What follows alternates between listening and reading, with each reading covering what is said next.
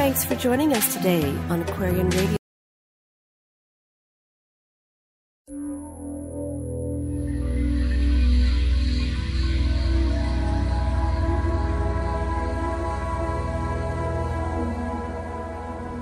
Welcome to AquarianRadio.com. AquarianRadio.com. Aloha. This is Enki. You know me as Aquarius. And this is our age, the Sata Yuga. Time to celebrate with us. We have programs on all chakra tantra, love styles and relationship choices, counseling strategies and techniques that you can use at home. We have extraterrestrial radio where we deal with alienology, paranormal people, and we have an experiencers network. We have a section called Ancient Aliens, and the programs therein are Enki Speaks, Nimma, the Mother of Humanity, has her program, and we revise ancient anthropology. And most important of all, we have peace paradigms, because this is the age of peace. Harmony and understanding, sympathy and trust abounding. No more falsehoods or derisions. Golden living dreams of visions, mystic crystal revelations, and the mind's true liberation.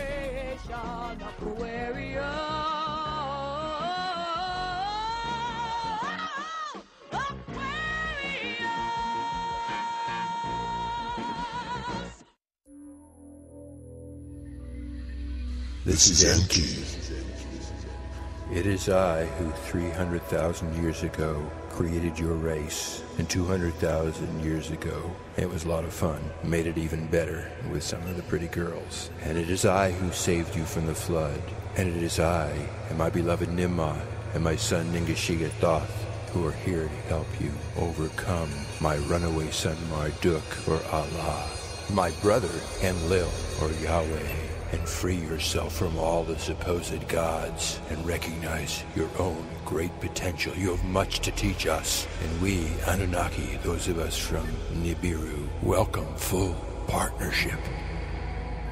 And here are your hosts, Janet and Dr. Sasha Lesson.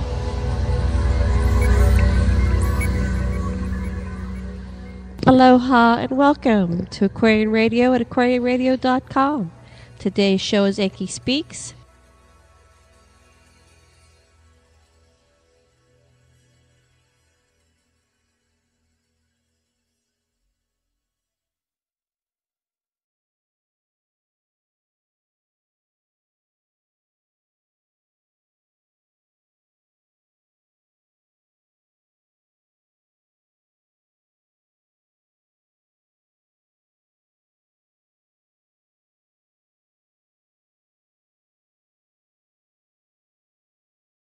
Take it away. Aloha. Yeah, we're looking at the second millennium BC, but to give you some context, just to remind you of what we're talking about, 450,000 years ago, big people, 12-foot tall Homo sapiens from the planet Nibiru, which comes through our inner solar system every 3,600 years or so, came to Earth to get gold, to ship back to their planet to make into monoatomic, white powder of monoatomic gold to protect their atmosphere. And they kept mining gold down in South Africa. And the miners from Nibiru, there's about 600 of them, revolted, and their chief scientist, a guy named Enki, engineered the genes of these great big Homo sapiens onto some littler human beings, Homo erectus, that were here, compassionate human beings, and they became mind slaves. And then Enki and his cohorts from Nibiru, of course, kept breeding with the prettiest girls, and pretty soon Enki's son was with one of these lines of genetics that had lots and lots of Nibiru genes in them. His son was Noah, or Ziasudra, and so when the commander of the mining expedition, Enlil, who later becomes Yahweh, said, just let all these slaves, mine slaves, die when the flood comes, and we've got enough gold and that we don't need them anymore. But Enki preserved his son and his son's line, and the Nibirans decided they would rule Earth through the lines of the descendants of Noah. And so it turns out that whatever caused the blasting of Nibiru that caused the flood also really ripped away the gold shield around Nibiru. So again, they had to get gold. And Enlil, the commander, had been pitted against the son of the chief scientist, whose name was Marduk, who had made an alliance with the Earthlings, the millions of Earthlings. He'd married an Earthling, and he was an ally of the astronauts who had settled on Earth and intermarried with this privileged line of beautiful Earthlings. And so he was closing in on the spaceport, which was now on Sinai, as the one in Sumer had been wiped out by the flood of 13,000 years ago. So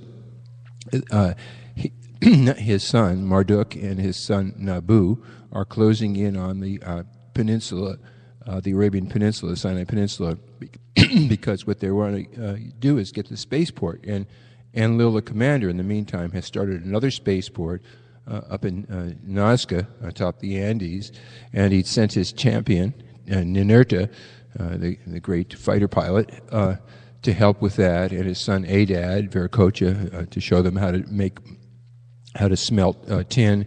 But after the flood, there was lots of placer gold just right there, and they were just getting lots of it from the Andes itself.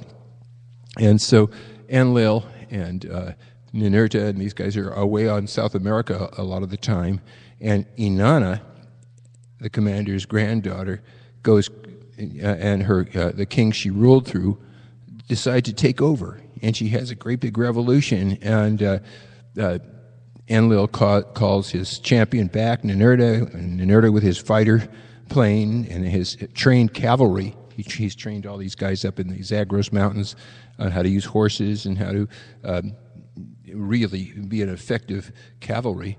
He beats Inanna, and Nannar runs off, first takes refuge with her father, Nannar, and then she runs off to South Africa to plot with Nergal about how to take over the world. But in the meantime, Ninurta, as we found last episode, has created a peaceful time.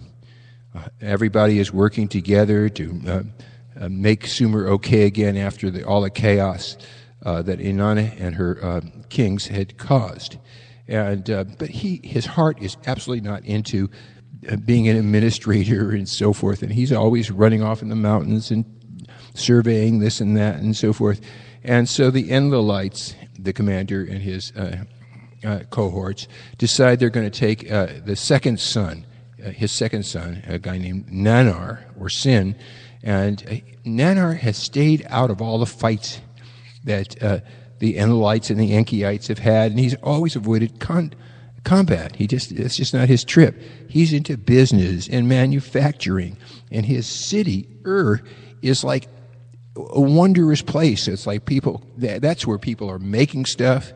They've been giving them all kinds of arts and crafts and so forth, and they're trading with everybody, and things are really booming. And this is what we're really looking at today, the rule of Sumer in Ur. In 2113 BC, Enlilites dropped the Ninurta strategy and switched to a Nannar tactic, transferring the seat of national kingship to Ur, Sumer's thriving commercial and manufacturing center, the cult center of Nannar, an earthborn son of Enlil, who, unlike Ninurta, also had an Akkadian name, which was Sin. So the Enlilites chose Nannar, to show the Earthlings that no matter where you are, if you're into Nannar, you're into commerce, you're into industry, and enjoy peace and prosperity, and look at our city of Ur, where that's what we do, and everybody is happy.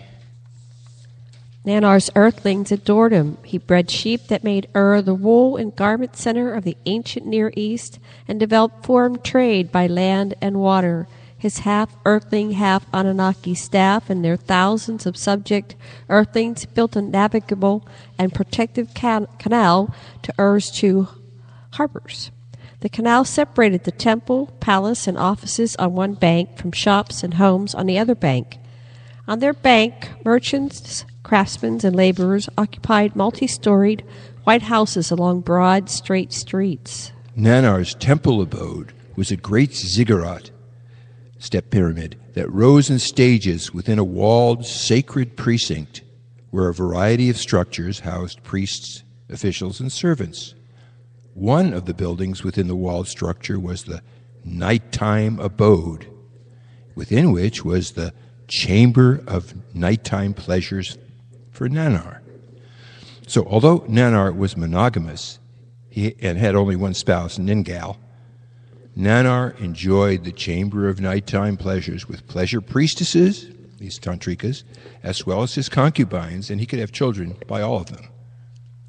Now let's see how Enki in his lost book, translated by Zechariah Sitchin, put it in the 13th tablet.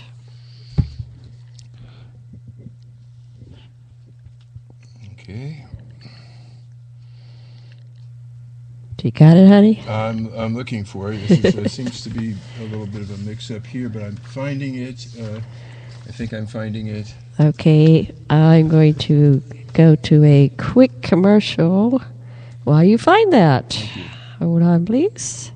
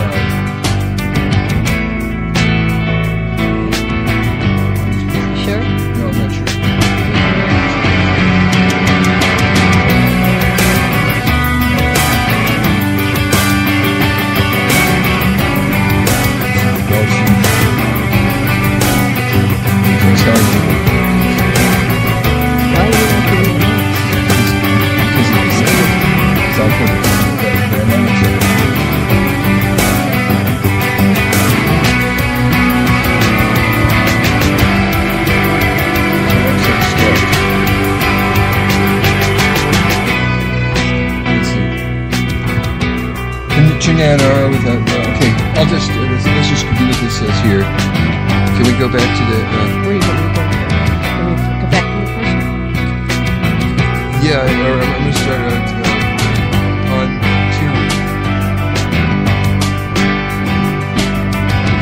I'll just start